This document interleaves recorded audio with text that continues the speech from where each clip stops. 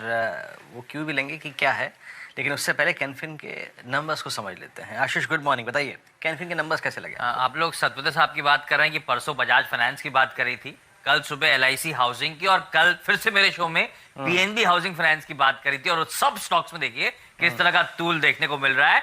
और उस स्टोरी को जस्टिफाई करने के लिए कैनफिन होम्स के नंबर्स और आ गए हैं। कैनफिन होम्स के अच्छे आंकड़े आए हैं Q1 में। एनआईआई में क्यू ऑन क्यू 1.5% का इजाफा, 191 करोड़ रुपीस के एनआईआई।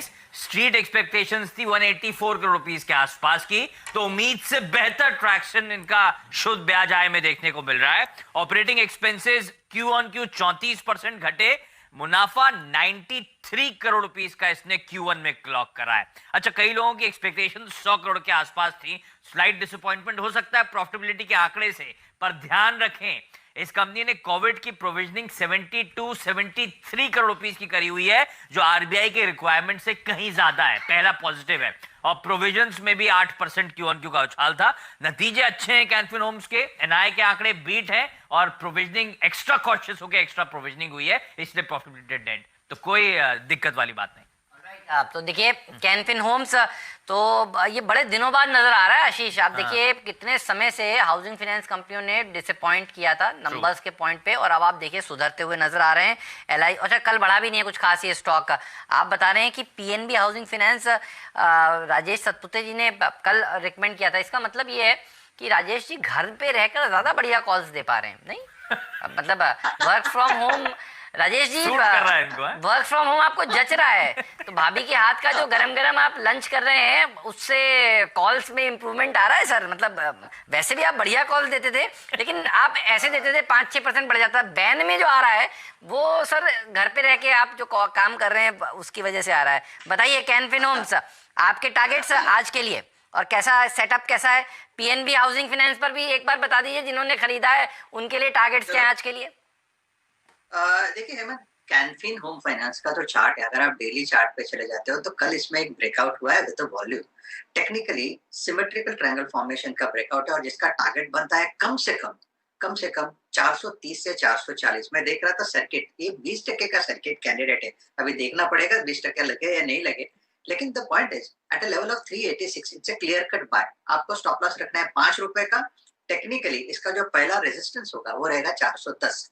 410 के बाद इट विल ब्लास्ट। तो मुझे लगता है कैनफिन डेफिनेटली आज रडार पे होना चाहिए। और रही बात पीएनबी हाउसिंग की, तो कल हमने इसको बाय दिया था क्योंकि इसमें एक चैनल ब्रेकआउट हुआ है, और ब्रेकआउट के बाद इसमें एक आप कह सकते हैं कि ब्रेकआउट के बाद एक रैली के बाद एक माइनर डिप, और वो डिप पे हमने बाय किया था। तो इसका स्टॉप लॉस 270 था, और सामने 285 का पहला पड़ाव था। मोटा मोटी मुझे लगता है ये चलेगा, और इसका जो पोजिशनल टारगेट है वो कम से कम मेरे हिसाब से हेमंत 320 से 340 का होना चाहिए। तो कैनफिन होम्स, और देखिए इस पूरे स्पेस पे हमारी आज बारीक नजर रहेगी पोस्ट ओपनिंग कैसे, अगर आप देखें B2, H2 और साथ ही साथ कैनफिन होम्स, पीएनबी हाउसिंग कैसे परफॉर्म करते हैं और क्या उसमें पिक करना है आपको सुबह ट्रेड या फिर लॉन्ग टर्म पर्सपेक्टिव से। लेकिन जैसे कि आज हम सुबह बात कर रहे थे कि आज चक्के का दिन है और टू व्हीलर स्पेस का दिन है। टू व्हीलर पे ऐसी क्या खबर आई है जिससे सडनली अगर आप देखें जो वाइब्रेंसी है इस स्पेस में सुबगाहट बढ़ गई है, इसको समझने की कोशिश करते हैं। आशीष, हालांकि इस स्पेस ने पैसा बना के काफ़ी दिया है, लेकिन अब फेस्टिवल सीजन हमारे सामने खड़ा है, लेकिन अब खबर क्या है टू व्हीलर स्पेस में, जरा समझाइए बारीकी से। तो आज पूरा टू व्हीलर स्पेस, इनफैक्ट मैं कहूंगा फिर से ऑटो पैक और ऑटो एंसिलरी स्पेस अपने रडार पे रखिएगा। दरअसल अच्छी खबरें आती हुई इस इंडस्ट्री के लिए। एफएम साहिबा ने कहा है कि टू व्हीलर्स एक जीएसटी रेट रिविजन मेरिट करते हैं। उनका कहना है कि टू व्हीलर्स पे टैक्स रिड्यूस करने के प्रपोजल पे अगली जीएसटी काउंसिल पे विचार होगा। रैशनल ये कि जो कैटेगरी है टू व्हीलर्स की, ना तो उनके हिसाब से लग्जरी गुड है ना तो सिन गुड है, लेकिन ध्यान रखें टू व्हीलर्स फिर भी 28% जीएसटी अट्रैक्ट करते हैं इस समय। तो अगली जीएसटी काउंसिल की बैठक जो है वो 19 सितंबर को होनी है। तो अगर कोई रेट कट आ गया फेस्टिव सीजन से पहले तो मूड माहौल फिर से बदलता हुआ नजर आएगा आपको। ये वो सेक्टर है जिसके ऊपर आपकी वैसे भी आशीष नज़र होनी चाहिए। देखिए सबसे बड़ी बात ये है कि ये सेक्टर को आज हमने सेक्टर ऑफ द डे बनाया है और सेक्टर ऑफ द डे मुनाफे का सेक्टर ये इसलिए है क्योंकि वित्त मंत्री जी ने खुद बयान दिया है।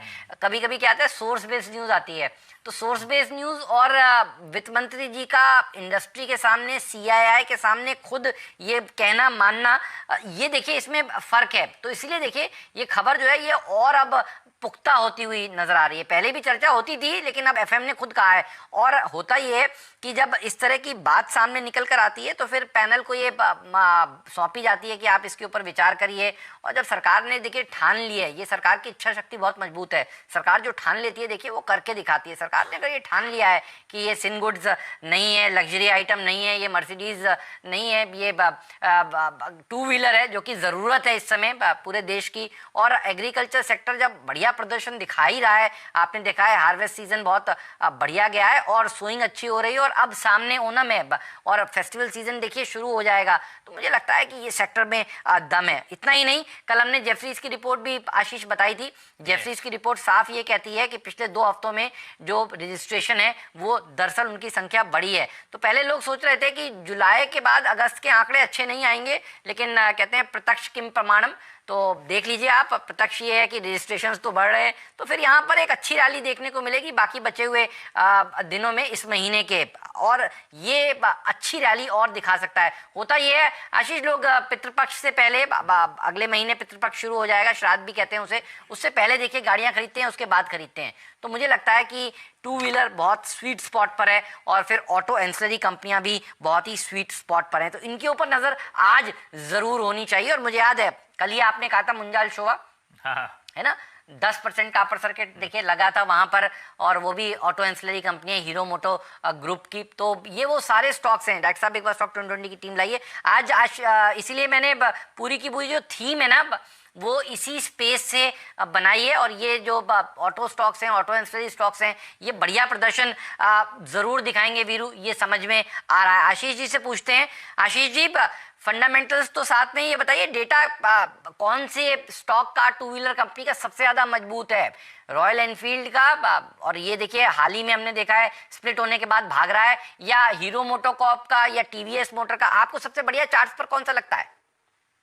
देखिए मुझे तो सबसे अच्छा अभी इस समय आइशर मोटर्स ही लग रहा है, यानी कि रॉयल एनफील्ड। और जब से ये 10:1 का स्प्लिट हुआ है, मुझे लगता है अब एक रिन्यूड इंटरेस्ट इस स्टॉक में देखने को मिलेगा। अब जहां तक के नंबर्स का भी सवाल है, हम देख रहे हैं कि कोई बहुत बड़ा डिसअपॉइंटमेंट इसके अंदर में आया नहीं है। प्री कोविड लेवल के 60-65% के लेवल तक हम ऑलरेडी इसमें भी हिट कर चुके हैं। मैं समझता हूँ कि 2150 पे बहुत अच्छा सपोर्ट इस स्टॉक पे अब आपको देखने को मिलेगा। और रिसेंटली 2380 2400 के जो इसने हाईज बनाया है वो वापस से रीटेस्ट होते हुए, क्रॉस करते हुए मुझे लगता है आइशर मोटर के स्टॉक के अंदर में नजर आ जाएंगे। तो यहाँ से मुझे लगता है एक अच्छी खासी 8-9% की तेजी आइशर मोटर्स के स्टॉक के अंदर में देखने को मिल सकती है।